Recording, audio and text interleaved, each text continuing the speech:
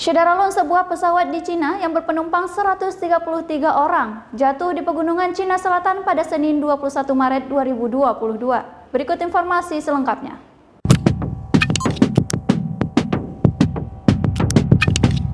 Syederalun, sebuah pesawat Cina Eastern Airlines yang berpenumpang 133 orang jatuh di pegunungan di Cina Selatan pada Senin 21 Maret 2022. Menurut laporan pemerintah yang dilansir Reuters, pesawat itu sedang dalam perjalanan dari kota Kunming ke Guangzhou. Pesawat yang terlibat dalam kecelakaan itu berjenis Boeing 737.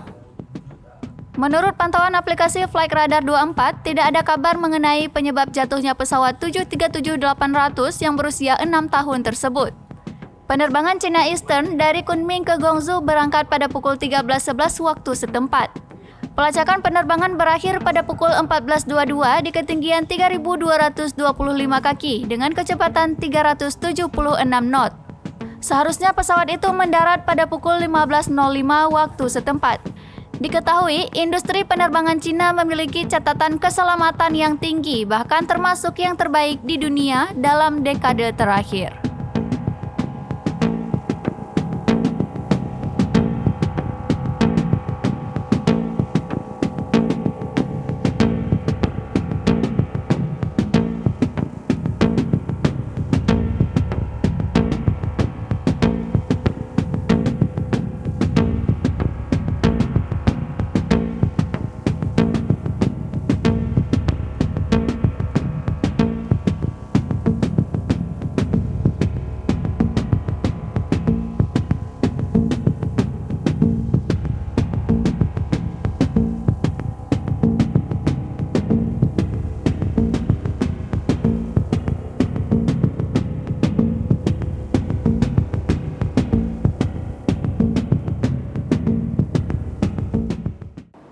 Demikian informasi kali ini, Syederalun. Tetap saksikan terus informasi lainnya di kanal YouTube Serambi On TV.